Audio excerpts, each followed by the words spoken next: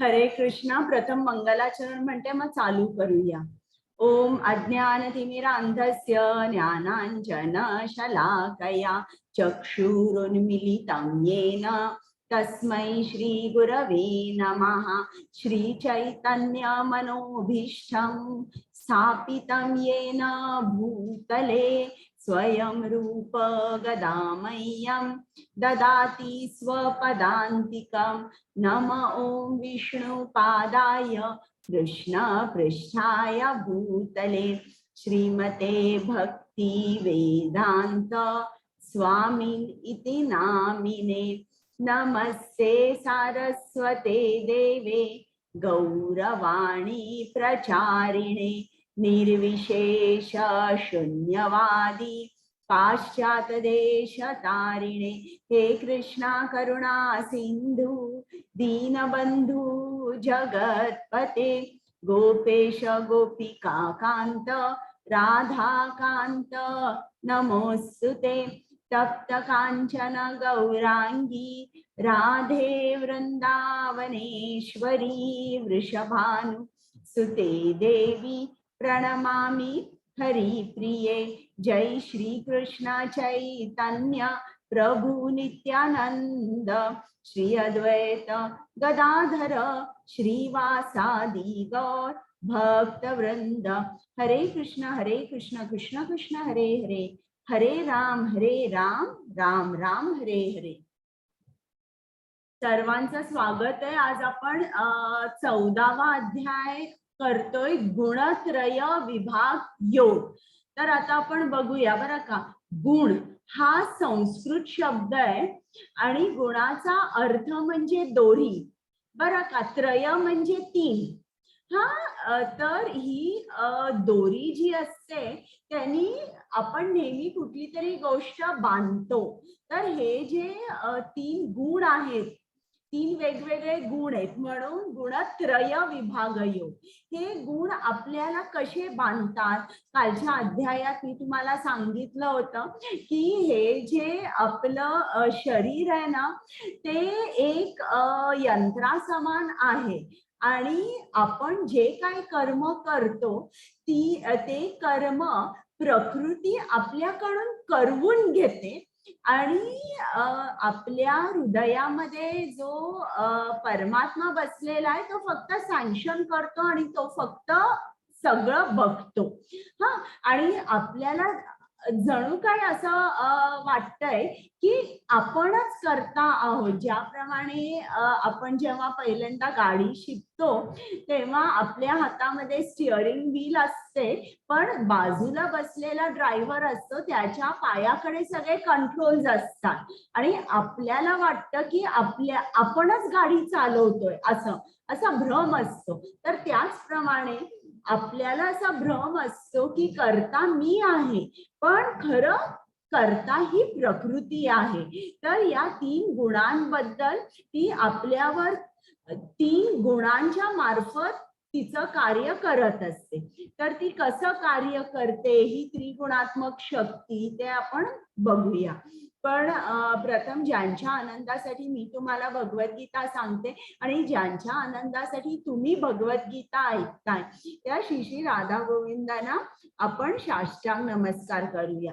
त्याचप्रमाणे कृपामूर्ती श्रील प्रभुपाद ज्यांनी आपल्यासाठी गीता सोप्या शब्दात लिहून ठेवलेली आहे, ज्यांच्यामुळे हा उपक्रम चालू आहे, त्यांना सुद्धा आपण साष्टांग नमस्कार करूया, त्यांचे आशीर्वाद घेऊया आणि या अध्यायाचा अभ्यास करूया.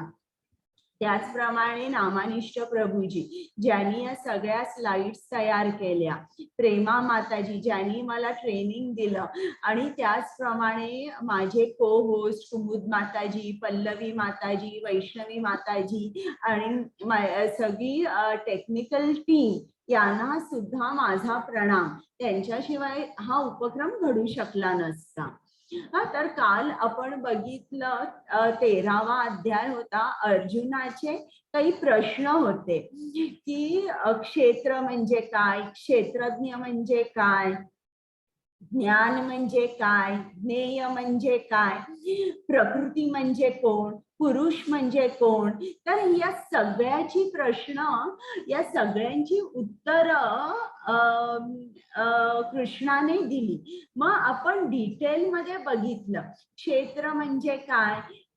एका क्षेत्रामध्ये किती क्षेत्रज्ञ असतात, 2 असतात, एक म्हणजे जीवात्मा आणि दुसरा म्हणजे परमात्मा. मग ज्ञान म्हणजे काय, ज्ञान म्हणजे क्षेत्र आणि क्षेत्रज्ञ म्हणजे शरीर आणि आत्मा याच्यातला फरक समजणे याला ज्ञान म्हणतात. मग ज्ञेय म्हणजे काय, ज्ञेय म्हणजे ज्ञानाचं ध्येय म्हणजे परमात्मा. तर त्याच्याबद्दल आपण बघितलं. मग ज्ञान जर प्राप्त करायचं असेल तर आपण बघितलं की आपल्याला कोणते कोणते गुण बाळगले पाहिजे आणि मग त्या ज्ञानाद्वारे आपण मुक्त होऊ शकतो. मग त्याच्यानंतर ज्ञानम आणि ज्ञेय, ज्ञानाची वस्तू म्हणजे ज्ञेय किंवा गोल ऑफ नॉलेज. मग आपण बघितलं प्रकृती, पुरुष आणि संग, हे चुकीचं आहे स्पेलिंग. आणि मग ज्याची ज्ञानाची दृष्टी असते किंवा ज्याला ज्ञान चक्षु असतात ते तो स्वतःची कधीच अधोगती करून घेत नाही. तर याच्याबद्दल आपण थोडस बोललो. आणि आता 14वा अध्याय. बरं, आता या 14व्या अध्यायामध्ये आपण काय बघणार आहोत, 3 गुण जे आत्म्याला बद्ध करतात. तर त्या गुणांखाली प्रत्येक माणूस जसा वागतोय, ज्याप्रमाणे त्याचं आचरण आहे, हे कशामुळे आहे, 3 गुणांमुळे आहे. मग त्या 3 गुणांची वैशिष्ट्ये, त्या गुणांमध्ये माणसं कोणकोणती कृती करतात आणि त्या गुणांमध्ये मृत्यू आला तर ते कुठे जातात आणि या गुणांच्या पलीकडे आपण कसे जाऊ शकतो याबद्दल हा 14वा अध्याय आहे. आता पल्लवी माताजी वाचता. हो माताजी, हरे कृष्णा. धन्य भगवान म्हणाले, सर्व ऋषी मुनींनी परमसिद्धी प्राप्त केलेली आहे हे जाणून मी तुम्हाला हे परम ज्ञान, सर्व ज्ञानापेक्षा श्रेष्ठ ज्ञान पुन्हा सांगेल. हरे कृष्णा. हा, आता इकडे कृष्ण अर्जुनाला काय सांगतोय, मी तुला हे परम ज्ञान, सर्व ज्ञानापेक्षा श्रेष्ठ ज्ञान पुन्हा सांगेल. पण आता त्यांनी 9व्या अध्यायात अर्जुनाला सांगितलं की आता जे काही मी तुला सांगणारे, जे ज्ञान सांगणारे ती राजविद्या आहे आणि सर्वात गुह्य ज्ञान मी तुला सांगणार आहे. तर तिकडे त्यांनी सांगितलं ही विद्या म्हणजे सर्व ज्ञानांचा राजा आहे. आणि मग इकडे कृष्ण काय म्हणतोय की सर्व ज्ञानापेक्षा श्रेष्ठ ज्ञान मी तुला पुन्हा सांगेन. मग त्या ज्ञानामध्ये आणि या ज्ञानामध्ये काय फरक आहे. आणि सर्व ऋषी मुनींनी परमसिद्धी प्राप्त केलेली आहे. परमसिद्धी म्हणजे फक्त सिद्धी नाही, म्हणजे परफेक्शन. म्हणजे आता समजा जर एखादा मुलगा आहे बरं का, त्याला 12वी नंतर इंजिनिअरिंगला ऍडमिशन पाहिजे, तर त्याला आपण असं धरूया त्याला 95% मिळाले, तर चांगले मिळाले, त्यांनी अभ्यास चांगला केला होता, बुद्धी पण चांगली होती आणि त्याला 95% मिळाले. पण समजा जर एखाद्या मुलाला 100% मिळाले, फिजिक्स मध्ये 100, केमिस्ट्री मध्ये 100, मॅथ्स मध्ये 100, तर आपण काय म्हणू, अरे वा, परफेक्शन तू साधलंस, एकदम परफेक्ट. म्हणजे आता आणि काही 12वीच्या लेवलसाठी तुला माहित नाहीये असं नाहीये, तू सगळ्याचा आता मास्टर झालेला आहेस, तुला सगळे कॉन्सेप्ट आणि सगळे प्रिन्सिपल्स तंतोतंत समजलेले आहेत. आपण असं म्हणू. तर त्याचप्रमाणे हे सुद्धा ज्ञान असं आहे की त्या ज्ञानाने आपल्याला परफेक्शन मिळतं. मग परमसिद्धी. तर आता परमसिद्धी म्हणजे काय की आपल्याला फक्त आपल्याला समजतं की कृष्ण कोण आहे. कृष्ण सर्वांचा उगम आहे. सर्व कारणम हा कृष्ण आहे. हे तर आपल्याला समजतंच, पण त्याच्या पलीकडे जाऊन आपण त्याच्या शरणागती जातो. बघ, फक्त शरणागती जाऊन आपण थांबत नाही. आपल्या जे भौतिक जग असतं, माणसांची इंद्रिय असतात, त्यांना भौतिक जग इंद्रियांच्या मार्फत त्यांना भौतिक जगाचा आनंद घ्यायला खूप आवडतो. पण ज्याला परफेक्शन मिळतं, ज्याला परमसिद्धी मिळते, तो पूर्ण या भौतिक जगापासून अलिप्त होतो आणि त्याची इंद्रिय तो पूर्ण तऱ्हेने कंट्रोल करू शकतो. तर हे ज्ञान याच्यासाठी कृष्णाने सांगितलंय परफेक्ट. आणि एक कारण पुढच्या श्लोकात सांगितलंय की परफेक्ट काय की एकदा हे ज्ञान मिळाल्यावर तू फिक्स्ड राहणार, तू तुझ्या मार्गावर स्थिर राहणार, तू जरा सुद्धा इकडे इकडे जाणारच नाहीस, टोटली फिक्स्ड स्थिर राहणार तू. तर आता इकडे काल आपण बघितलं ना, ज्ञान म्हणजे काय की क्षेत्र आणि क्षेत्रज्ञ मधला फरक, शरीर आणि आत्मा मधला फरक काय आहे हे समजेल.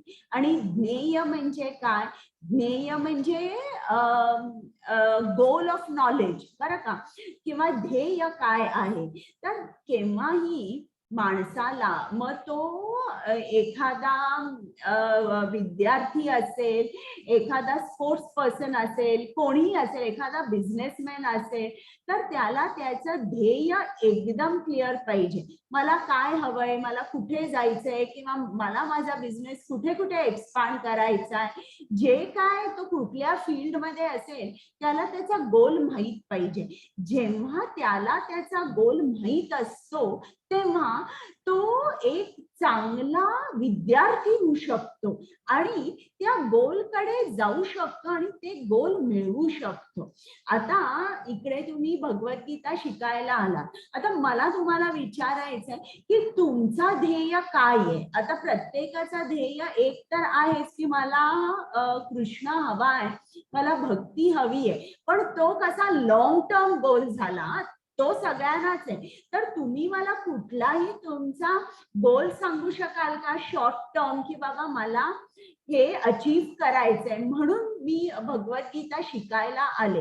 हे जर तुम्हाला माहित नसेल की तुम्ही इकडे कशाला आला, तर तुम्ही जास्त काळ टिकणार नाही. तर तुम्हाला माहित पाहिजे की मला काय अचीव करायचंय भगवद्गीता शिकून. तर कोण सांगू शकेल, तुम्ही हात वर करा बरं.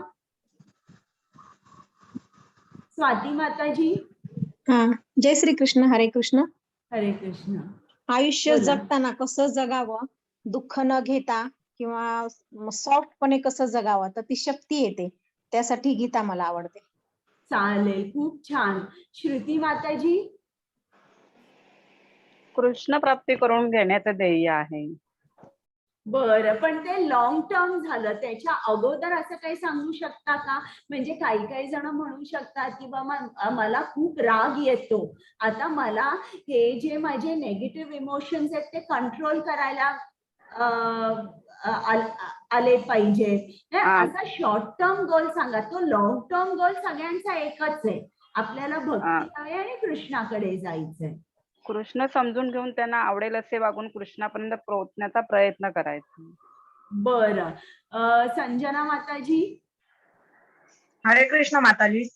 हा, बोला. मला कृष्ण जाणायचं आहे काय आहे ते, कारण की मी लहानपणापासून कृष्णाच्या गोष्टी वगैरे ऐकत आले, पण कृष्ण एक्झॅक्टली काय आहे हे मला जाणून घ्यायचंय, म्हणून मी बरं, छान. सुनीता माताजी. आपल्याला ह्या भगवद्गीतेमधून सुख आणि दुःख म्हणजे आपण जरी किती सुखात असो तेव्हा आपल्याला भगवंताची आठवण येत नाही, पण दुःखामध्ये कळतं की आपल्याला खरंच आपल्या कुठं काय चुका झाल्या किंवा काय आहे हे गीतात सांगते. त्याच्यामुळे खूप आवडतं की कृष्ण भक्ती काय सांगतात, कर्म कशा प्रकारचं आहे, बरं, खूप छान. आपण कर्म कसे केले तर त्याचं काय फळ मिळतं. चालेल, छान छान. लीना माताजी. हरे कृष्ण माताजी. सर आतापर्यंत असंच ऐकलं होतं की भगवद्गीता वाचली तर सगळे प्रॉब्लेमचं सोल्युशन मिळतं. तर आपल्याला आपले प्रॉब्लेम कमीत कमी सॉल्व्ह करता येतील विदाउट फ्रस्ट्रेशन हे शिकल्यावरती असं ध्येय आहे की ते करता यायला पाहिजे.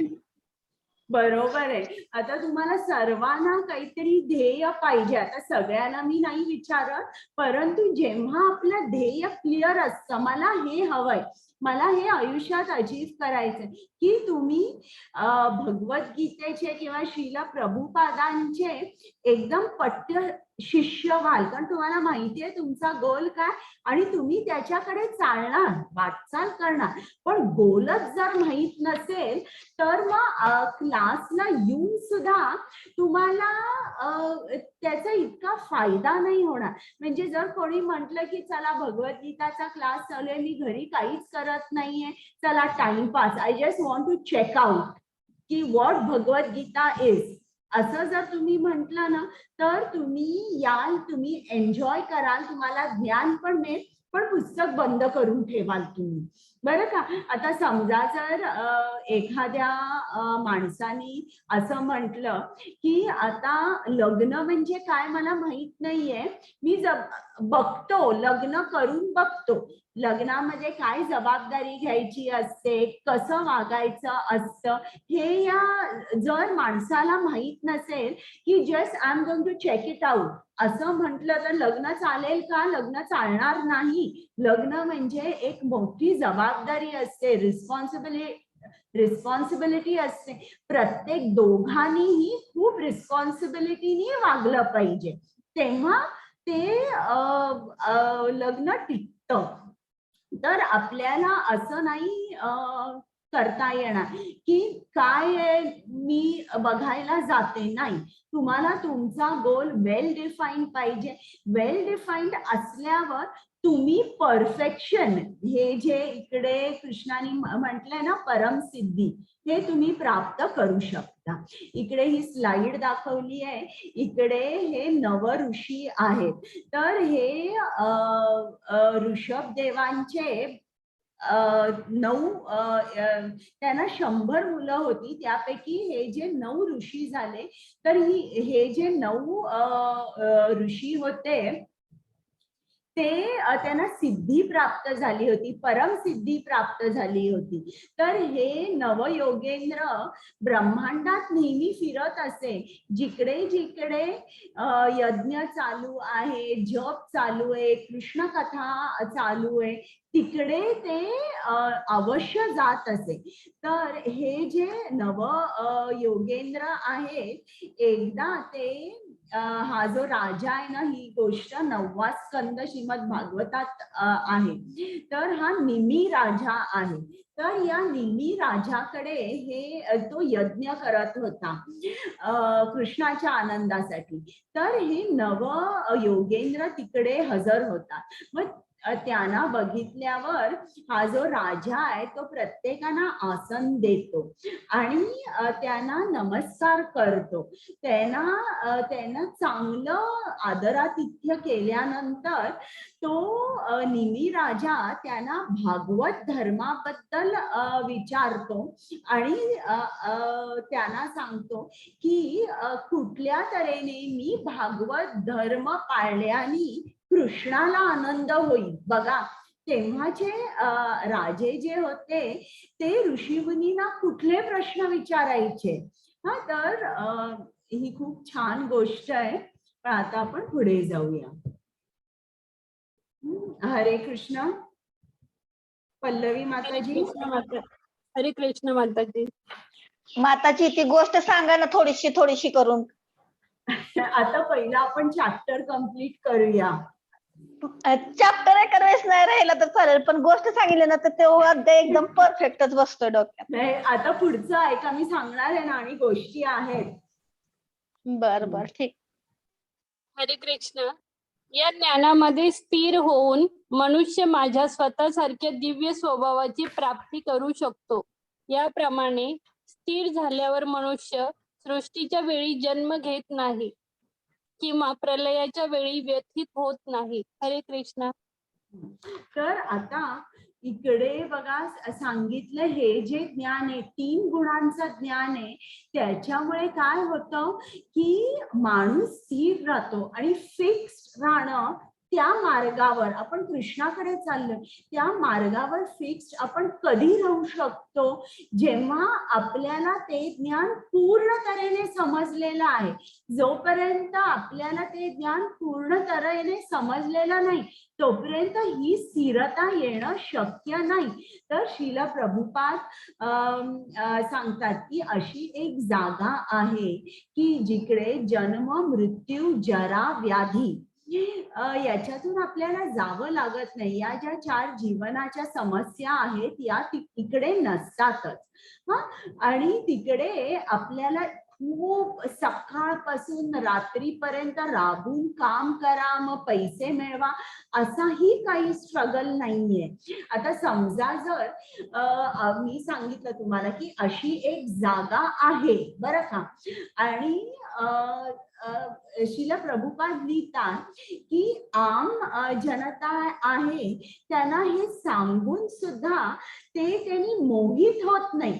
पण आज जर मी तुम्हाला छान छान पिक्चर्स दाखवली स्वित्झर्लंड किंवा ऑस्ट्रेलिया किंवा USA कॅनडा नायगरा फॉल्स वगैरे तर मला सांगा तुम्ही आकर्षित व्हाल का? नाही. नाही. स्वित्झर्लंडनी आकर्षित नाही व्हाल? 1 मिनिट. हरे कृष्णा प्रभुजी, I am taking class. I just wanted to ask.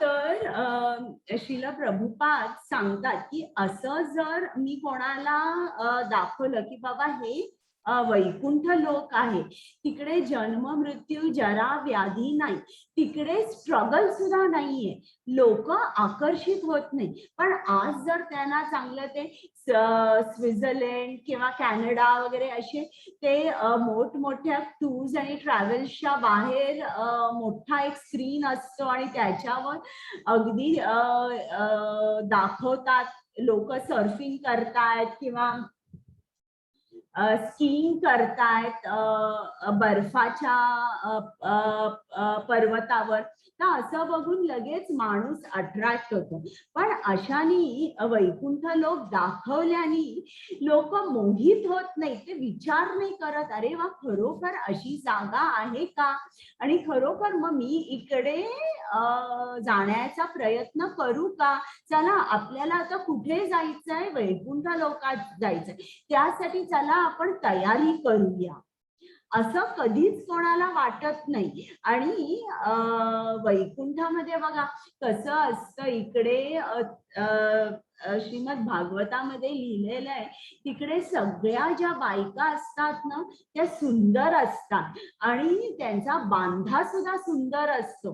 त्याचप्रमाणे पुरुष सुद्धा असतात ते सुद्धा सुंदर असतात आणि त्यांचा सुद्धा बांधा परफेक्ट असतो आणि नवरा बायको दोघही नारायणाच्या सेवेमध्ये व्यस्त असतात. त्यांना दुसरी कुठलीच इच्छा नसते. तर यांच्या रूपाबद्दल सुद्धा श्रीमद भागवतम मध्ये सांगितलेलं आहे. आणि श्रीमद भागवतम मध्ये त्यांनी सांगितलंय की हे परफेक्ट का आहेत दोघे, स्त्री आणि पुरुष. इकडे आपल्याला सगळे वेगवेगळे दिसतात. काही बायका गोऱ्या पान असतात, काही काळ्या असतात, काही ठेंगण्या असतात, काही जाड्या असतात. पण आपल्याला वैकुंठ लोकामध्ये असं काहीच दिसत नाही. किंवा असंही आपल्याला माहित म्हणजे भागवतात कुठेही मेन्शन नाहीये की बाबा वैकुंठ लोकामध्ये अमकी मोठी हॉस्पिटल्स आहे, तिकडे रुग्ण आहे याबद्दल. कारण तिकडे जरा आणि व्याधी हे नाहीच आहे. तर श्रील प्रभुपाद लिहितात की हे जे वैकुंठवासी असतात ते परफेक्ट, जो परफेक्ट आहे किंवा जो पुरुषोत्तम भगवान आहे, जो परफेक्ट आहे, त्याची सेवा करत असल्यामुळे ते स्वतः सुद्धा परफेक्ट होतात. सगळ्याच बाबतीत तेही परफेक्ट असतात. ज्याप्रमाणे नारायण परफेक्ट असतो त्याप्रमाणे ते सुद्धा परफेक्ट असतात. तर आपल्याला या ज्ञानाने आपण स्थिर होतो, फिक्स, तो मार्ग आपण सोडत नाही. हरे कृष्ण.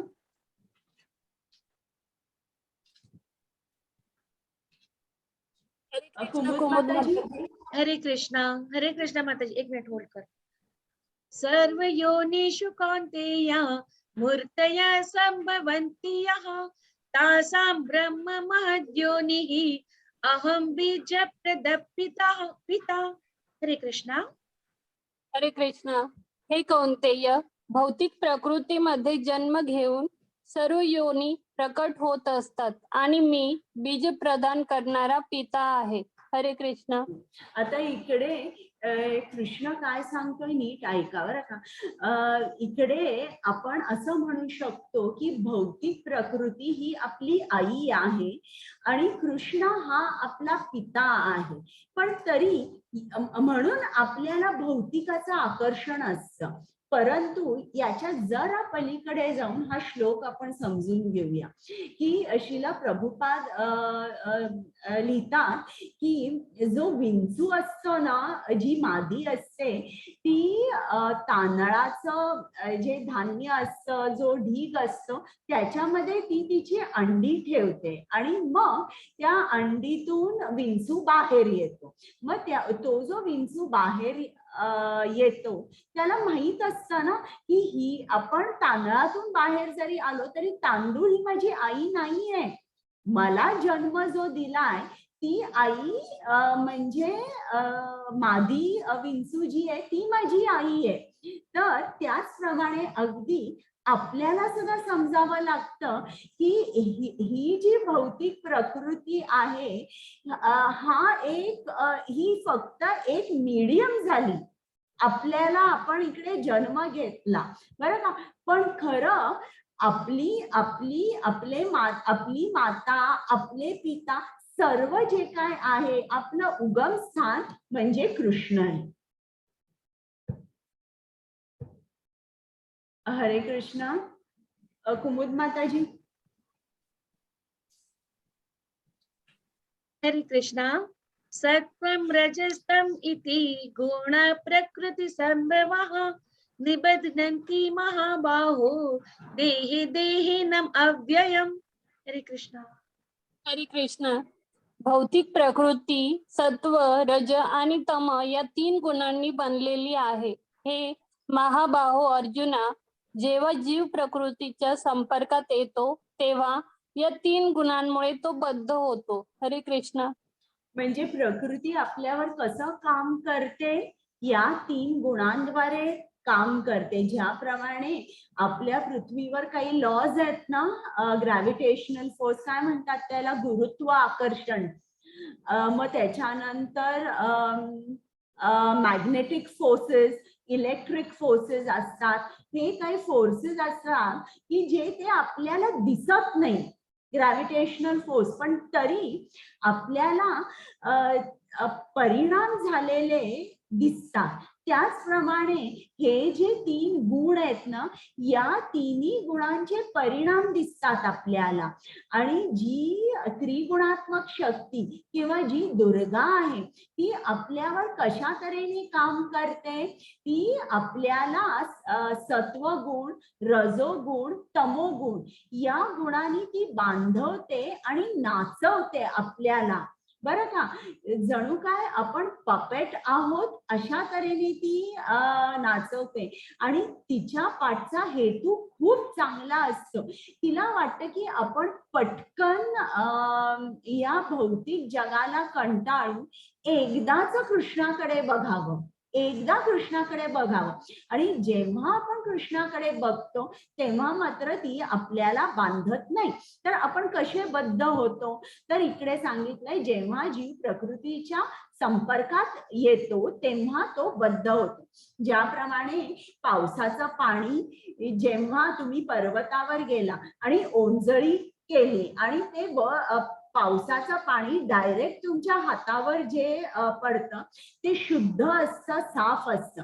पण आता पर्वतावरून ते खाली आल्यावर पायथ्याकडे जर तुम्ही पाणी घेतलं तर ते खूप त्यात माती, दगड असतात. तर हे जे पाणी असतं एकदा ते पर्वताच्या संपर्कात आल्यानंतर त्याच्यावरची सर्व माती, दगड त्याच्यामध्ये मिसळतात.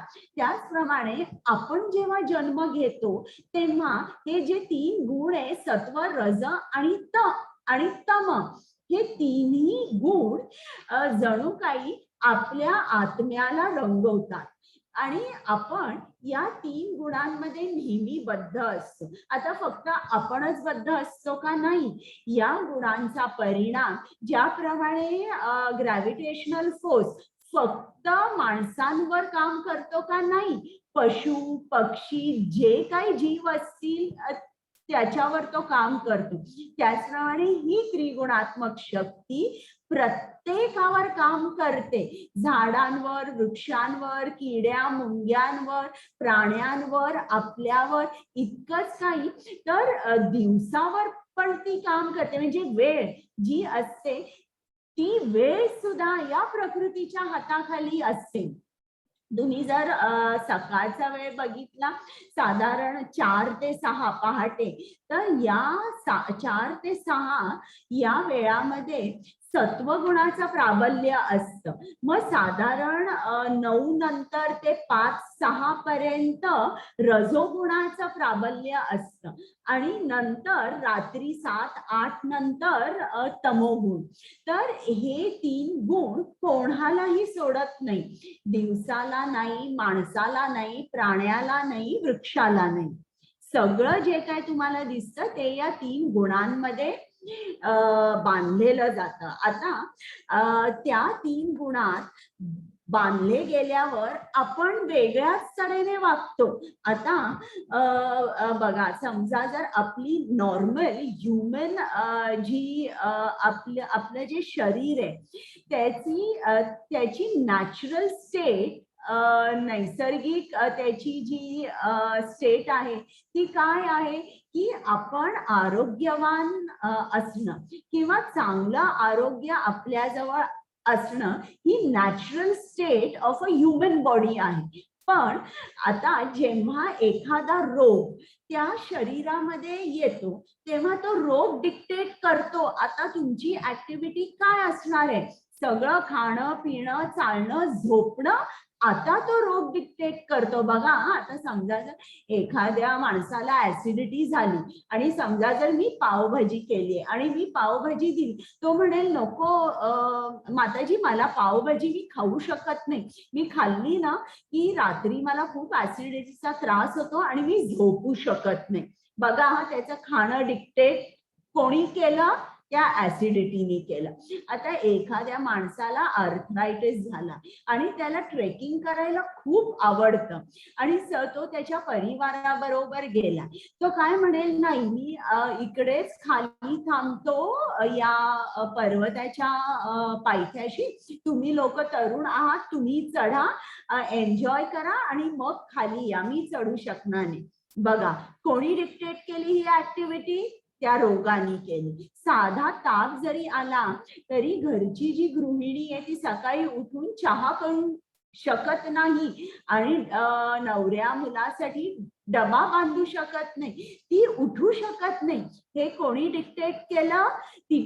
त्या तापानी सांगितलं की आता तू झोप, आता उठायचं नाही.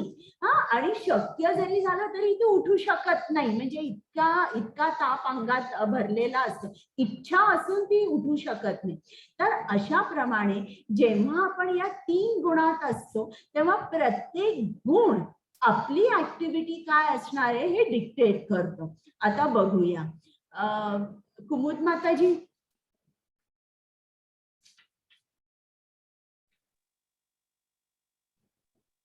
बरं मी वाचते. हरे कृष्ण माताजी.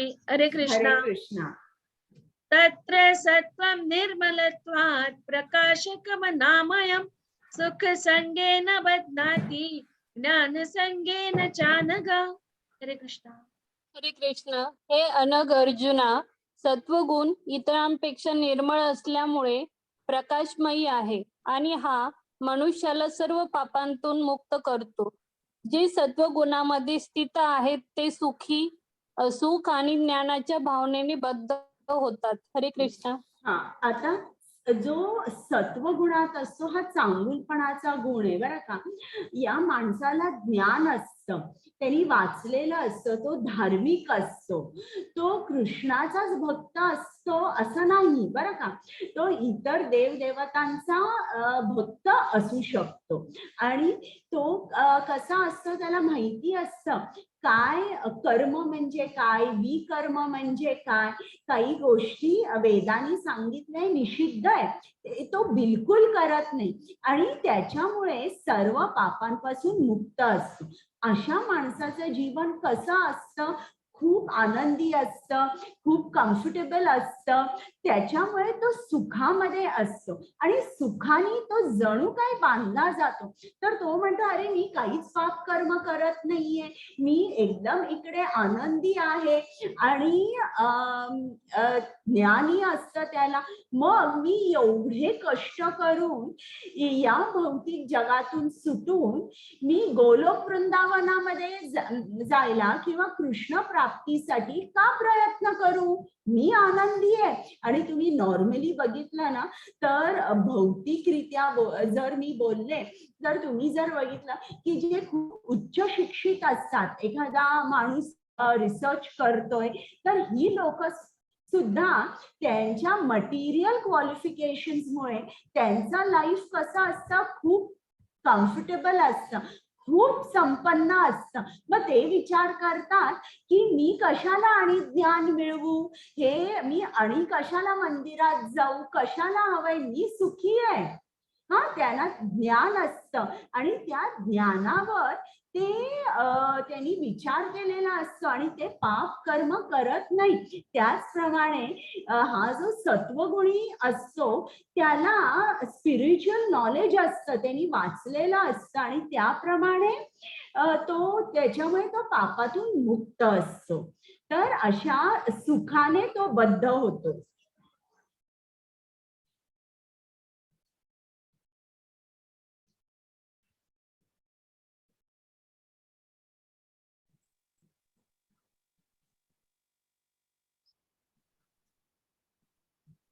आवाज नाही माताजी व्हिडिओ. आवाज येत नाहीये.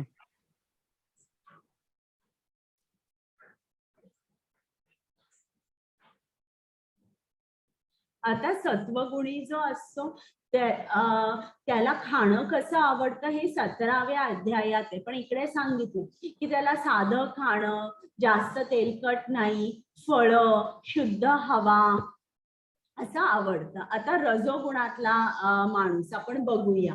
कुमुद माताजी. बरं मी वाचते. हरे कृष्णा, हरे कृष्णा.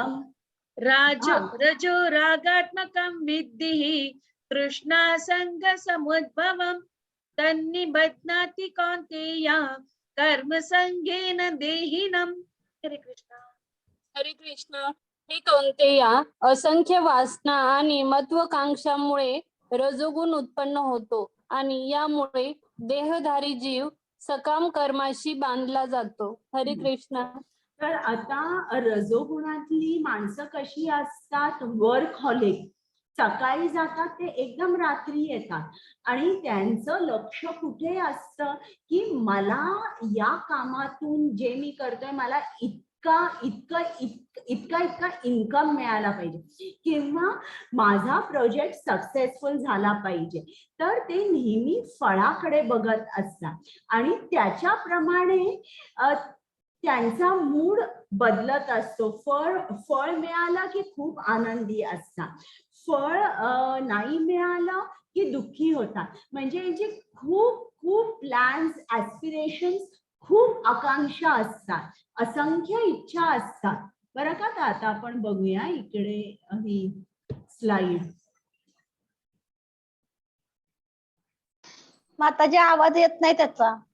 ऐकू आवाज येत नाही नाही. मग.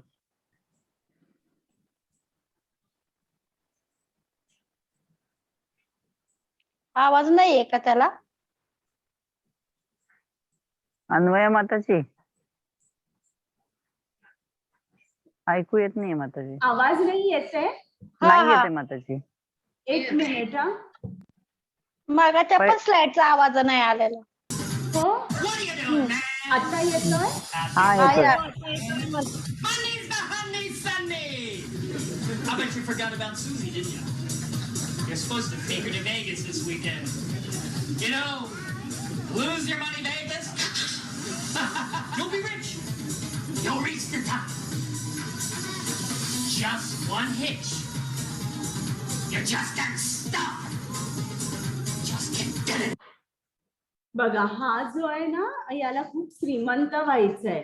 आता मी अगोदरची स्लाइड दाखवते.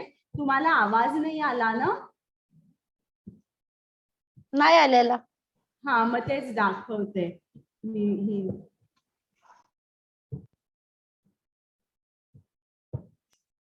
आवाज येतोय? नाही माताजी. नाही येते माताजी.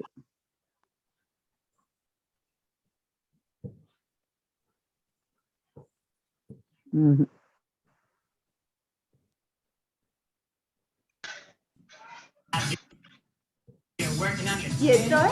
हा येतोय येतोय. बरं, ही एक मिनिट ही मी अशी स्लाइड दाखवते.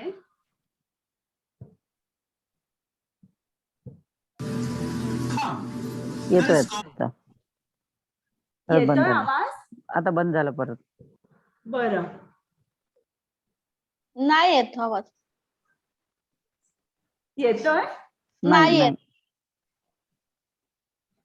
ग्रुपवर टाका ते नंतर.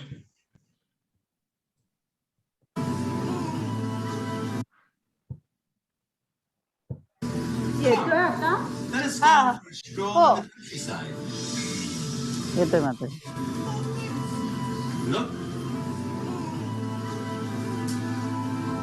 I brought us a healthy picnic lunch.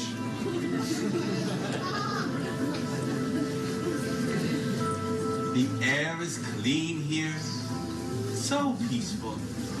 Here we can get away from the agitating elements of the city. What are you doing, man? हरे कृष्णा कुमुद माताजी. हरे कृष्णा. तमस्त्वं ज्ञानजं विद्धि मोहनं सर्वदेहिनां प्रमादालस्य निद्राभिः तन्निबध्नाति भारत. हरे कृष्णा. हरे कृष्ण. हे भारता, अज्ञानापासून उत्पन्न झालेला तमोगुण हा सर्व देहधारी जीवांचा मोह असल्याचे जाण. प्रमाद, आळस आणि निद्रा हे तमोगुणाचे परिणाम आहेत व ते बद्ध जीवाला बंधनकारक ठरतात. हरे कृष्ण. म्हणजे आता त्यांनी काय सांगितलंय, जो तमो गुण आहे ना, तमो गुणाचा प्रभाव असा पडतो की माणूस खूप आळशी होतो. तो दारू, सिगरेट, सिनेमा किंवा कुठले ड्रग्ज म्हणा, अशांकडे तो खूप या आशांचा तो असं समजा नोकर बनतो. हा, ते त्याला खूप ऍडिक्शन असतं. पण आता सध्या नंबर 1 ऍडिक्शन म्हणजे एंटरटेनमेंट इंडस्ट्री आहे.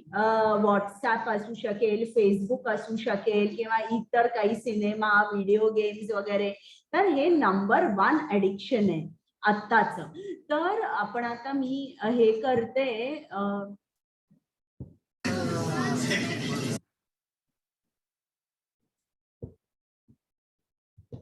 आवाज येतोय? नाही येत आवाज.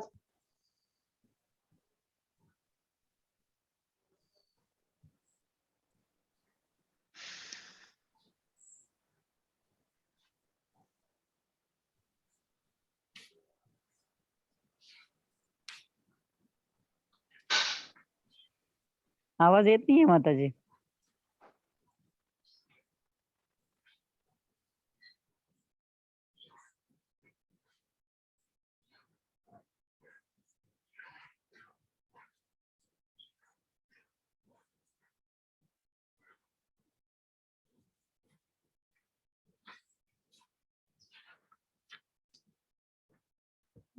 तर हा जो गुण आहे हा तमोगुण झाला. हरे कृष्ण. कुमुद माताजी. बरं, मी हरे वाचते. कृष्णा. सत्वं सुखे संजयति रज कर्मणि भारत ज्ञानम् आवृत्य तु तमः प्रमादे संजयत्युत. हरे कृष्णा. हरे कृष्णा. हे भारता, सत्वगुण मनुष्याला सुखाने बांधतो, रजोगुण सकाम कर्माशी बांधतो आणि तमोगुण त्याचे ज्ञान आवृत्त करून मूर्खपणाशी बांधतो. हरे कृष्णा.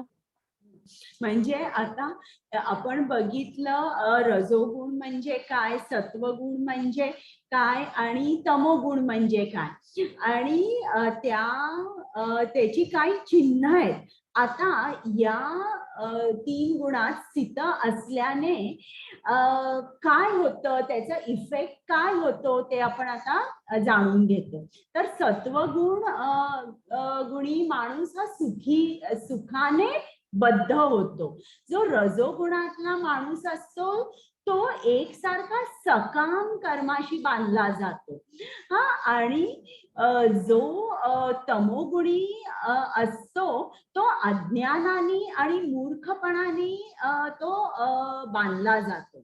तर हे जे तिन्ही गुण आहेत अशा तऱ्हेने आपण बांधले जातो. आणि जेव्हा कुठलंही एखादं रिलेशनशिप असतं, आता नवरा बायको आपण धरूया, जर त्यांचं पटत नसेल तर हे 3 गुण कारणीभूत असतात.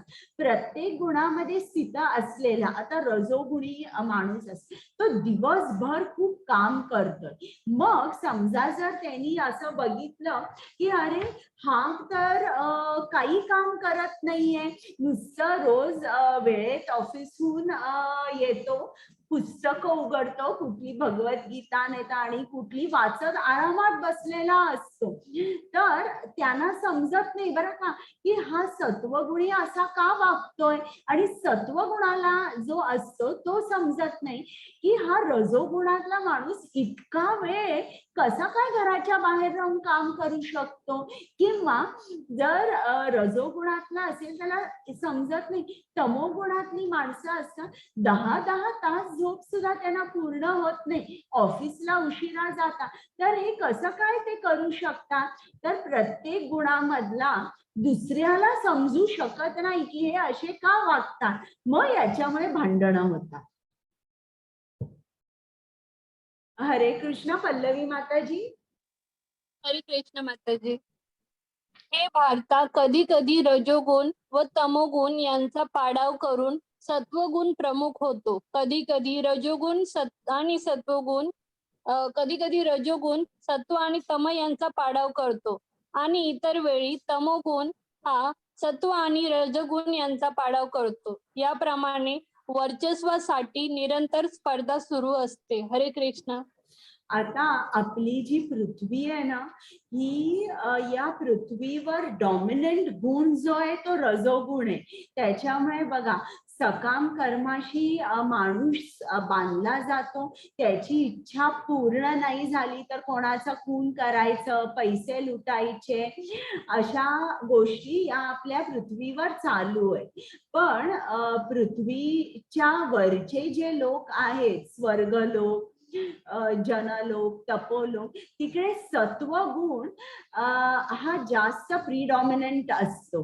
तर तिकडे या अशा गोष्टी काही चालत नाही. आणि जो तमोगुण असतो तो म्हणजे अज्ञान, अंधकार.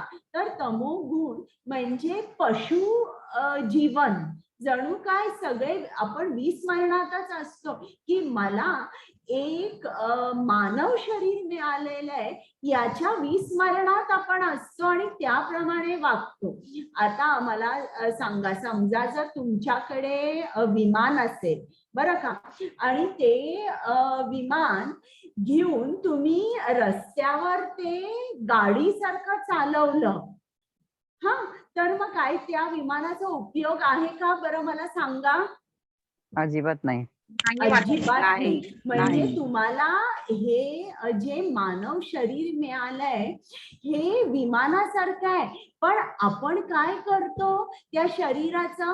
पैशाच्या मागे, स्त्रीच्या मागे किंवा दुसऱ्या कुठली अनेक अट्रॅक्शन्स असतात त्याच्या पाठी जातो आणि त्याचा योग्य वापर करतच नाही आपण. हा, तर हे जे गुण आहे प्रत्येक खेपेला ते गुण आपल्याला त्यांच्या जवळ ओढत असतात. आणि मी तुम्हाला सांगितलं सकाळी सत्वगुणाचा प्रभाव असतो, मग दिवसभरात रजोगुण, रात्री तमोगुण. म्हणजे तुम्हाला जरी इच्छा नसेल तरी तुम्ही 11ला जरी बसला असाल, बसल्या ठिकाणी तुम्ही डोळे बंद कराल का? तमोगुणाचा प्रभाव असतो त्यावेळी. तर असे हे तिन्ही गुण आपल्या सर्वांमध्ये वेगवेगळ्या क्वांटिटीज मध्ये स्थित असतात. हरे कृष्ण. हरे कृष्ण माताजी. जेव्हा देहाची सर्व द्वारे ज्ञानाने प्रकाशित होता तेव्हा सत्वगुणाच्या प्रकटीकरणाचा अनुभव येऊ शकतो. हरे कृष्ण. आता आनंद हा कधीही रजोगुणातून किंवा तमोगुणातून मिळत नाही बरं का. थोडासा आनंद, पण खरा आनंद नाही, हा सत्वगुणातून मिळतो. कारण का? आपण पाप कर्म करत नाही. तर आता इकडे त्यांनी सांगितले जेव्हा देहाची सर्व द्वारे ज्ञानाने प्रकाशित होता. तर एका देहामध्ये एक देह म्हणजे त्याला एका राज्याची उपमा दिली आहे. आणि हे जे राज्य आहे त्याला 9 द्वारे असतात. ती 9 द्वारे कोणती? 2 डोळे, 2 कान, 2 नाकपुड्या, 1 तोंड, 1 जनेंद्रिय आणि 1 गुदद्वार. हा, तर ही अशी 9 द्वारे या राज्याला आहेत किंवा देहाला आहेत. त्या देहामध्ये आत्मा राहत असतो. आत्म्याची तुलना राजाबरोबर केली आहे. आणि हा जो आत्मा आहे हा याला असं वाटतं मी हे शरीर आहे बरं का. तो त्या शरीराबरोबर आयडेंटिफाय करतो. त्याच्यामुळे तो या शरीरामध्ये आनंद उपभोगायला या 9 द्वारातून आत बाहेर करत असतो. पण जो ज्या माणसाच्या ज्याची सर्व द्वारे, ज्याच्या देहाची सर्व द्वारे ज्ञानाने प्रकाशित होता, म्हणजे जो सत्वगुणात असतो तो सर्व द्वारे ज्ञानाने प्रकाशित होता. म्हणजे तो त्याची जी ही 9 द्वारा आहेत ना, ही तो फक्त जिकडे जिकडे त्याला त्याचा संबंध कृष्णाबरोबर येणार आहे किंवा तो कुठल्या देवताची पूजा करणार आहे.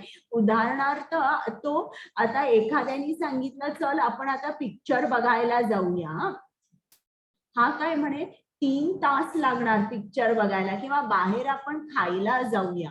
हा सत्वगुणात असल्यामुळे त्याला माहित असतं की इंद्रिय तृप्ती ही क्षणभंगूर आहे. इंद्रियांची एन्जॉय करायची कपॅसिटी जी आहे ती खूप मिनिमम आहे.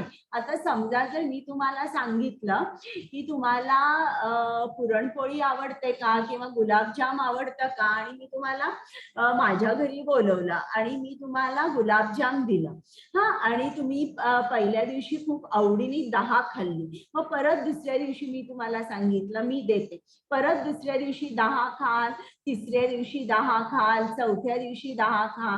पण थोड्या दिवसांनी मी तुम्हाला फोर्स करते खा खा खा, आणि तुम्ही खाताय खाताय खाताय. एका महिन्यानी तुम्ही म्हणाल मला आता मी गुलाबजामाकडे आयुष्यभर बघणार नाही. बरोबर की नाही सांगा बरं मला. हो माताजी. हा, आयुष्यभर तुम्ही बघणार नाही. एक महिना मी तुम्हाला रोज दिली, आता तुम्ही म्हणा मला आयुष्यभर नको. ही असते इंद्रियांचे एन्जॉय करण्याची कपॅसिटी जी असते ना ती खूप मिनिमम असते.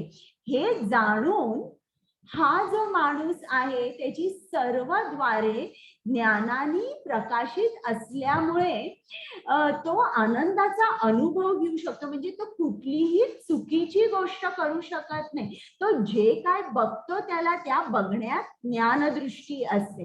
तो जे काय ऐकतो, जे काय श्रवण करतो, जिकडे काहीतरी आलतू फालतू गप्पा चालू आहे, गॉसिप चालू आहे, तिकडनं हा माणूस उठून जाईल की याच्यातून मला काही मिळणार नाहीये ज्ञान, आणि तो जे काय श्रवण करतो तो राईट पोझिशन मध्ये असतो नेहमी, आणि ज्या कुठल्याचाही तो आस्वाद घेतो तो अशा गोष्टींचाच आस्वाद घेतो ज्यानी त्याचं पुढे कल्याण होणार आहे. म्हणजे उदाहरणार्थ एखाद्या भगवद्गीतेच्या लेक्चरला जाणं किंवा साधू संग करणं किंवा प्रसाद खाणं, तो मित्रांनी सांगितलं चल आपण इकडे हे खायला जाऊया तिकडे हे खायला जाऊया, तसा तो जाणार नाही. त्याच्यामुळे आपल्या इंद्रियांची तृप्ती कुठे आहे हे त्याला माहिती आहे आणि म्हणून हा सुखाचा अनुभव घेऊ शकतो.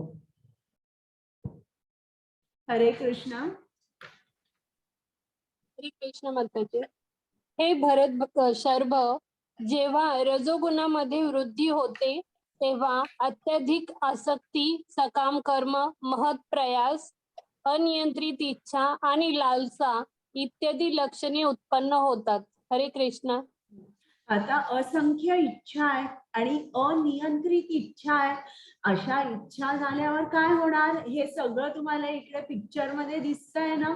जे पृथ्वीवर चाललेलं आहे, भौतिक जगात चाललंय, याच्यावर तर काय मला जास्त बोलावं लागणार नाही, तर हे आपल्याला माहिती आहे. आणि हे कधी होतं जेव्हा जो आत्मा असतो त्याला ज्ञान आपण देत नाही, तेव्हा आपली बुद्धी कशी असते मी सांगितलं ना, की जणू काही मनाला पॉवर ऑफ अटॉर्नी देते की चला आता तुला जे काय हवं तसं एन्जॉय कर.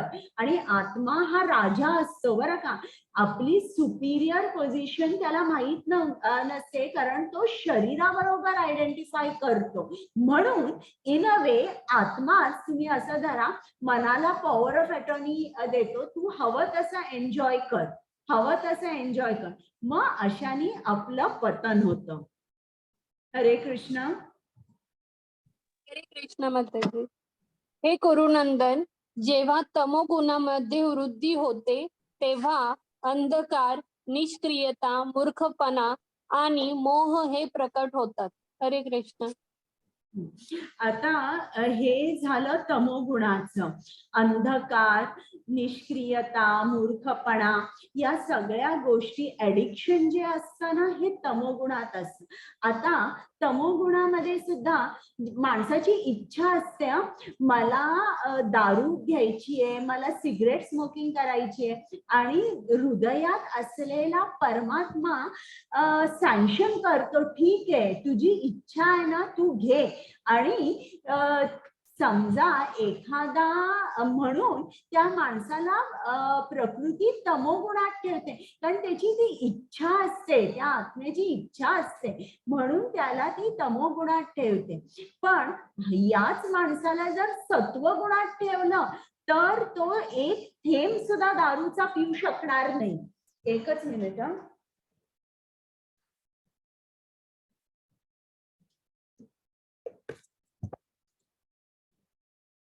तर अशा तऱ्हेने हे जे गुण असतात हे आपली ऍक्टिव्हिटी ठरवतात. आता बघा, कर्ता कोण आहे? मी कर्ता आहे की हे गुण कर्ता आहेत? गुण करता. हरे कृष्ण. हरे कृष्ण. जेव्हा मनुष्याचा रजोगुणामध्ये मृत्यू होतो तेव्हा तो सकाम कार्यामध्ये संलग्न झालेल्या मनुष्यात जन्म घेतो, आणि जेव्हा तमोगुणामध्ये मृत्यू होतो तेव्हा तो पशु योनीमध्ये जन्म घेतो. हरे कृष्ण. आता इकडे कृष्णाने सांगितलंय की जेव्हा तमोगुणात माणसाचा तमोगुण हा एखादा माणूस तमोगुणात स्थित आहे, जेव्हा त्याचा मृत्यू होतो तेव्हा काय होतं? तो पशु योनीमध्ये जन्म घेतो. पण जेव्हा तो रजोगुणी असतो तेव्हा काय होतं? तो परत पृथ्वीवर येतो, आणि अशा फॅमिलीमध्ये येतो की जिकडे लोक सगळी सकाम कर्माशी बांधलेली आहेत. आणि जेव्हा तो सत्वगुणात त्याला मरण येतं तेव्हा तो स्वर्गलोकात जातो. हरे कृष्ण. कुमुद माताजी. हरे कृष्ण माताजी. कर्मणा सुकृतस्याः सात्विकं निर्मलं फलं रजसस्तु फलं दुःखं अज्ञानं तमसः फलं. हरे कृष्ण. हरे कृष्ण.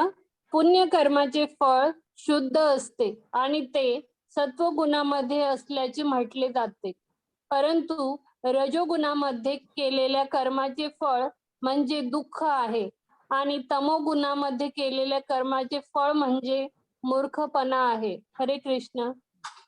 म्हणजे आता प्रत्येकाचं फळ त्यांनी सांगितलंय की तुम्ही रजोगुण जेव्हा आपण कर्माशी खूप बांधले जातो तेव्हा आपल्याला आनंद मिळत नाही. आनंद जरी मिळाला तर तो क्षणभंगूर असतो.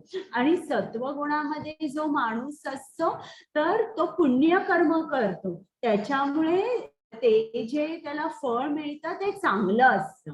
आणि तमोगुणाचं म्हणजे ते तर काय, त्यांचा आळस असतो आणि ते काही चांगलं कर्म करू शकत नाही. तमोगुणात जो माणूस स्थित असतो त्याच्यामुळे ते फळ चांगलं नसतं. हरे कृष्ण. हरे कृष्ण माताजी. सत्वगुणापासून वास्तविक ज्ञान उत्पन्न होते, रजोगुणापासून लोभ उत्पन्न होतो, आणि तमोगुणापासून प्रमाद, मोह आणि अज्ञान उत्पन्न होते. हरे कृष्ण. तर आपण बघितलं सत्वगुणातून काय मिळतं आपल्याला? ज्ञान. रजोगुणातून लोभ आणि तमोगुणातून अज्ञान. हरे कृष्ण. हरे कृष्ण.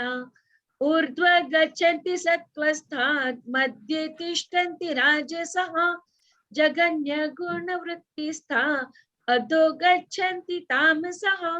हरे कृष्ण. हरे कृष्ण. सत्वगुणी मनुष्य क्रमशः ऊर्ध्व गतीने उच्चतर लोकांमध्ये जातात.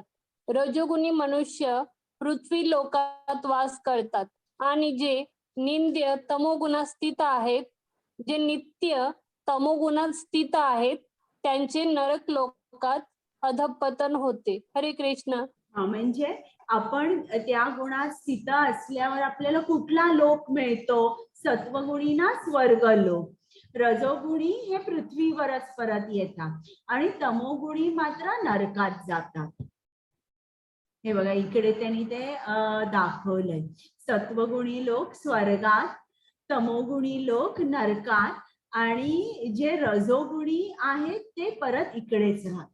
मग आता हुशार जो माणूस आहे, आता समजा जर एक मोठा हॉल आहे आणि त्यात सगळ्या फॅसिलिटीज आहेत आणि तिकडे माणसांना ठेवलंय, त्या माणसांना सांगितलं या खोलीच्या बाहेर आलात की तुमचं मरण आहे.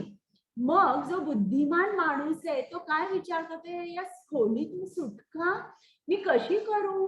किती दिवस मी इकडे आनंद उपभोगू? या त्याच फॅसिलिटीज परत आहेत.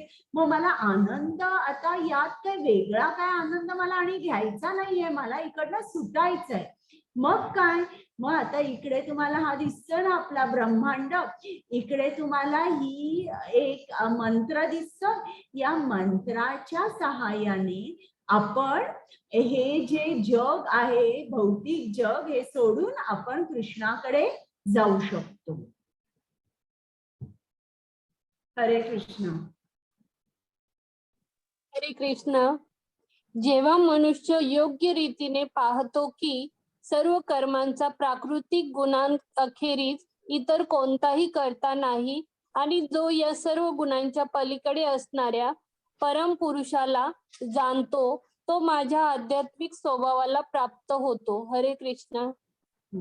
म्हणजे इकडे लक्षात आलं का की आपल्याला या तिन्ही गुणांच्या पलीकडे जायचंय, कृष्णाकडे जायचंय. यांची पकड इतकी घट्ट असते की आपण ती सोडू शकत नाही. पण जेव्हा आपण हरे कृष्णाचा मंत्र घेतो तेव्हा मात्र ही जी पकड आहे ती एकदम ढिली पडते आणि आता आपण या त्रिगुणाच्या अध्यक्षतेखाली आहोत. पण आता जेव्हा आपण कृष्णाचा मंत्र म्हणतो तेव्हा या भौतिक प्रकृतीखाली न येता आपण दैवी प्रकृतीखाली किंवा कृष्णाच्या अध्यक्षतेखाली येतो आणि तेव्हा आपण मुक्त होतो या तिन्ही गुणातून. हरे कृष्ण. हरे कृष्ण.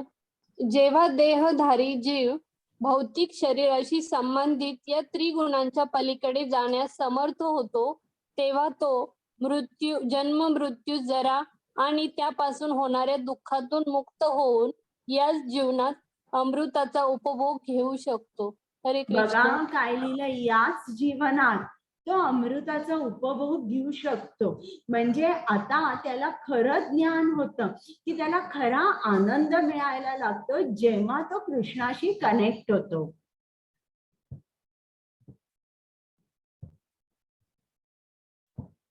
एक मिनिट. हरे कृष्ण. पल्लवी माताजी. हरे कृष्ण. अर्जुनाने विचारले, हे प्रभो, त्रिगुणांच्या अतीत असणारा मनुष्य कोणत्या लक्षणांनी ओळखला जातो? त्याचे आचरण कसे असते आणि तो प्राकृतिक गुणांच्या पलीकडे कसा जातो? हरे कृष्ण. आता अर्जुनाचा प्रश्न आहे की मला सुद्धा 3 गुणांच्या पलीकडे जायचंय, तर या 3 गुणांच्या पलीकडे जो माणूस असतो त्याचं आचरण कसं असतं आणि 3 गुणांच्या पलीकडे तो कसा जातो? आता ऐका. हरे कृष्ण. हरे कृष्ण.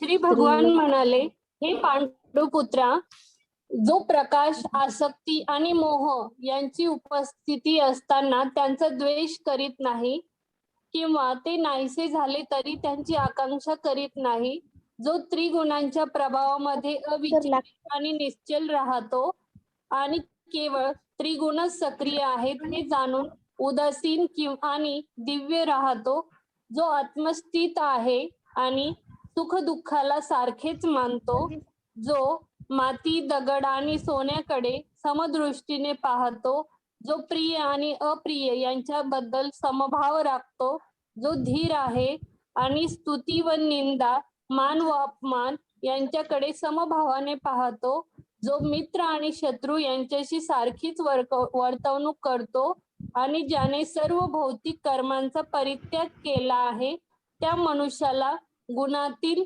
म्हटले जाते. हरे कृष्ण.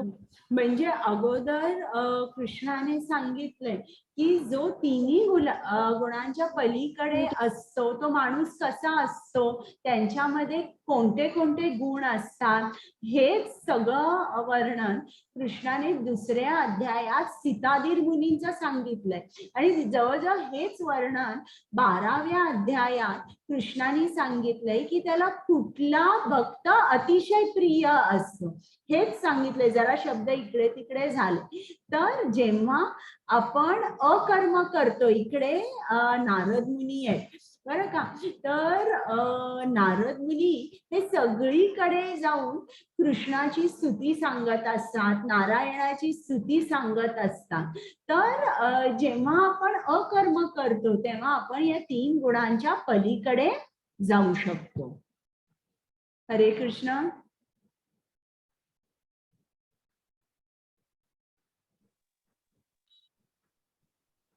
हरे कृष्ण. कुमुद माताजी. हरे कृष्णा. मां च यो व्यभिचारेण भक्ति योगेन सेवते सगुण समतीत्येन ब्रह्म भूयाय कल्पते. हरे कृष्णा. हरे कृष्ण. जो मनुष्य सर्व परिस्थितीत एकनिष्ठ होऊन पूर्णतया भक्तीमध्ये संलग्न होतो, तो तात्काळ त्रिगुणांच्या पलीकडे जातो आणि स्तराप्रत उन्नत होतो. हरे कृष्ण. म्हणजे इकडे काय सांगितलंय, जो भक्ती सेवेमध्ये सर्व परिस्थितीत व्यस्त असतो. असं नाही की आज माझ्याकडे वाईट दिवस आलेत, मी दुःखात आहे म्हणून आपण मंदिरात जायचं आणि मग आनंद असताना सगळं बंद करून सगळं इंद्रिय उपभोग घ्यायचा, असं नाहीये.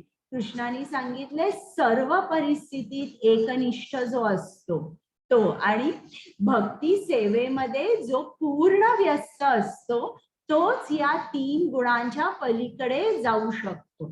तर सर्व परिस्थिती आणि भक्तीमध्ये व्यस्त म्हणजे असं नाही सकाळी मी थोडा जप केला, आता एकदम रात्री, दिवसभर तुम्ही जे काय कराल ते तुम्ही कृष्णासाठी केलं पाहिजे.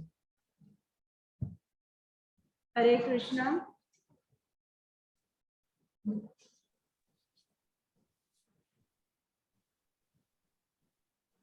हरे कृष्ण.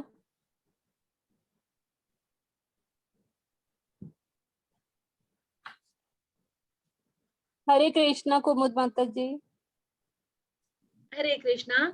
ब्रह्मणो हि प्रतिष्ठाहम् अमृतस्याव्ययस्य च शाश्वतस्य च धर्मस्य सुखस्य कान्तिकस्य च. हरे कृष्णा. हरे कृष्ण. आणि परम सुखाची स्वाभाविक स्थिती असणाऱ्या अमृत, अव्यय आणि शाश्वत निर्विशेष ब्रह्मज्योतीचा आधार मी आहे. हरे कृष्ण. आता इकडे एक मला तुम्हाला सांगायचं आहे की सगळेजण म्हणतात ना की कृष्ण, काही जण, सगळे नाही, की कृष्ण आहे, कृष्ण एक शक्ती आहे, कृष्ण म्हणजे प्रकाश आहे, कृष्ण निराकार आहे, तो इकडे पृथ्वीवर आला तेव्हा त्यांनी मानव रूप धारण केलं, मग तिकडे गेल्यावर आता पुन्हा तो एनर्जी झाला, God is energy, God is vibration, God is light. हे इकडे जे कोण म्हणतात तुम्ही हे कोट करा त्यांना 14.27 यात काय सांगितलंय की ही जी कृष्णापासून जो प्रकाश दिसतो किंवा जे म्हणतात की कृष्ण म्हणजे प्रकाश आहे, लाईट आहे, हे जे म्हणतात, तर इकडे कृष्णाने सांगितलंय की त्या ब्रह्मज्योतीचा आधार मीच आहे. म्हणजे या ब्रह्मज्योतीच्या मागे कृष्ण आहे किंवा कृष्णाच्या भोवती ती ब्रह्मज्योती आहे. ती ब्रह्मज्योती म्हणजे कृष्ण नव्हे, कृष्ण आहे, कृष्णाला आकार आहे, त्यालाही आपल्यासारखाच आकार आहे, पण फक्त त्याचं शरीर दिव्य आहे, आपलं या पंचमहाभूतांचं बनलेलं आहे. तर इकडे हे जे आहे यांनी तुम्ही सांगू शकता की नाही, God is not energy, God is not light, उलट जो लाईट आहे, जी एनर्जी, त्याचा आधार कृष्ण आहे. हा, तर आता आपला अध्याय झाला. आज आपण काय काय बघितलं की 3 गुणांनी आत्मा कसा बद्ध होतो, आणि त्या 3 गुणामध्ये जो आत्मा बद्ध असतो त्याची त्या गुणामध्ये ऍक्टिव्हिटी काय असते, मग त्याची कुठले कुठले चिन्ह आपल्याला दिसतात, मग बघूनच आपल्याला सांगता येतं की हा तमोगुणामध्ये स्थित आहे, आणि त्या गुणांमध्ये मृत्यू आल्यावर आपण कुठल्या लोकात जातो, आणि गुणातीत कसे होणे हे पण आपण आज बघितलं की आपल्याला कृष्णाची अनन्य भक्ती करावी लागते इन ऑल सर्कमस्टन्सेस, कुठल्याही परिस्थितीत. आणि भक्तीमध्ये जेव्हा आपण व्यस्त राहतो तेव्हा मात्र हे गुण आपल्याला पकडू शकत नाही.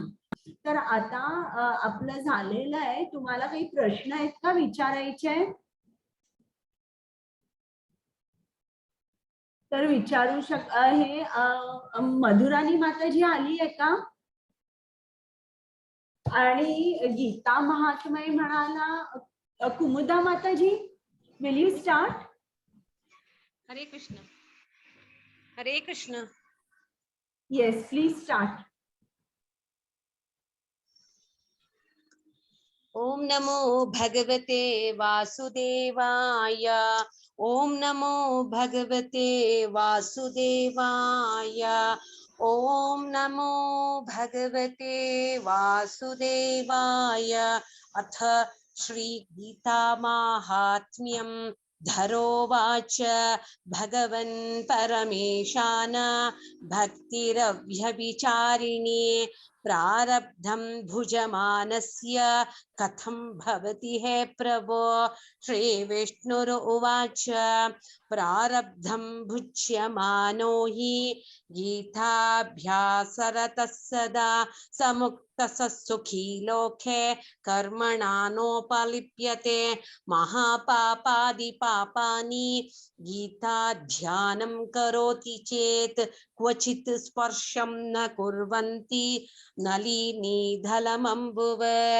गीता यः पुस्तकं यत्र यत्र पाठः प्रवर्तते तत्र सर्वाणि तीर्थानि प्रयागाधीनि तत्र वै. सर्वे देवश्च ऋषयः योगिनः पन्नगाश्रये. गोपाल गोपिका वापि नारदोद्धव पार्षदैः सहायो जायते शीघ्रं यत्र गीता प्रवर्तते. यत्र गीता विचारश्च पठनं पाठनं श्रुतं तत्राहं निश्चितं पृथ्वी निवसामि सदैव हि. गीताश्रयेऽहं तिष्ठामि गीता मे चोत्तमं गृहं. गीता ज्ञानमुपाश्रित्य त्रीन् लोकान् पालयाम्यहं.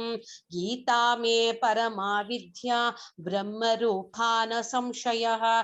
अर्धमात्राक्षरा नित्या स्वानिर्वाच्य पदात्मिका. चिदानन्देन कृष्णेन प्रोक्ता स्वमुखथोर्जनं. वेदत्रयी परानन्द तत्त्वार्थज्ञानसंयुता. योष्ठादश जपे नित्यं नरो निश्चलमानसः. ज्ञानसिद्धिं च लभते तथो याति परं पदं. पाठे समर्थसम्पूर्णे तथोद्धं पाठमाचरेत् तदा गोदानजं पुण्यं लभते नात्र संशयः. त्रिभागं पठमानस्तु गङ्गास्नानफलं लभेत्. षडंशं जपमानस्तु सोमयागफलं लभेत्. एकाध्यायं तु यो नित्यं पठते भक्तिसंयुतः रुद्रलोकमवाप्नोति घनो भूत्वा वसिच्छिरम्.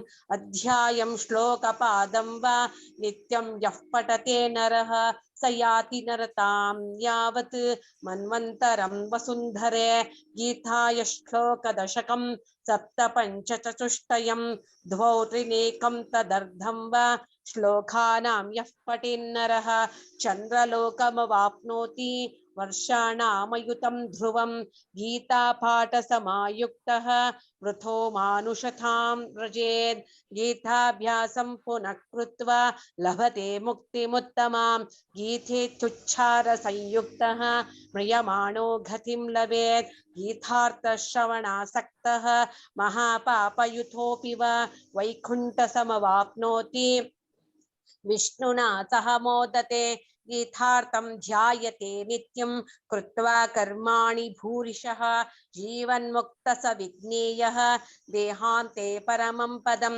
गीतामाश्रित्य बहवः बुभुजो जनकादयः निर्धूतकल्मषालोके गीतायातः परं पदं गीतायाः पठनं कृत्वा महात्म्यं नैव यः पठेत् वृथा पाठो भवेत् तस्य श्रम एव युधावृतः एतन्माहात्म्यसंयुक्तं गीताभ्यासं करोति यः स तत्फलमवाप्नोति दुर्लभां गतिमाप्नुयात्। सूत उवाच माहात्म्यमेतद्गीतायाः माया प्रोक्तं सनातनं गीतान्ते च पठेद्यस्तु यदुक्तं तत्फलं लभेत् इति श्रीनारदपुराणे धराविष्णुप्रोक्तं श्रीगीतामाहात्म्यं सम्पूर्णं श्रीकृष्ण परब्रह्मणार्पणमस्तु। हरे कृष्ण। थैंक यू कुमुदा माताजी, thank you very much. Madhurani माताजी आली आहे का? बरं, आता तुमचे काही प्रश्न आहेत? माताजी रेकॉर्डिंग रेकॉर्डिंग स्टॉप कराल? ओके. सॉरी.